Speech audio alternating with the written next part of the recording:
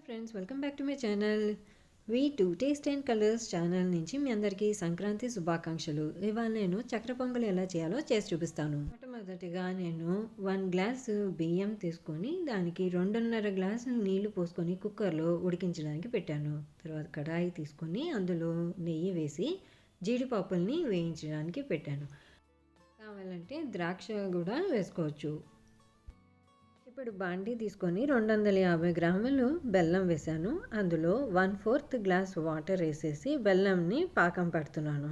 పాకం కరెక్ట్గా పట్టింది అని తెలియాలని అంటే బెల్లం పాకం పట్టుకుని జస్ట్ థిన్ లైన్ లాగా వచ్చింది అని అంటే చాలు. అందులో ఇప్పుడు ఉడికించిన అన్నంని కలిపేస్తున్నాను. చూసారు కదా, ఇలా మెత్తగా రావాలి. చక్కెర పొంగలి మెత్తగా ఉంటేనే చాలా బాగుంటుంది. ఇంకా 4 టేబుల్ స్పూన్ నెయ్యి వేసి కలుపుతున్నాను. బాగా కలిసిన తర్వాత ఇలాచీ పౌడర్ వేస్తున్నాను. ఇందాక వేయించి పెట్టుకున్న జీడిపప్పులు ఉన్నాయి కదా, అవి కూడా వేసి కలిపేస్తున్నాను. అంతే, చక్కెర పొంగలి రెడీ అయిపోయింది.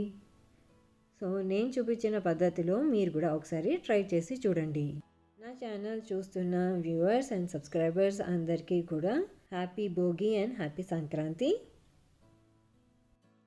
నా వీడియో నచ్చితే లైక్, షేర్ అండ్ సబ్స్క్రైబ్. మళ్ళీ వేరే వీడియోతో కలుస్తాను. అప్పటి వరకు బాయ్.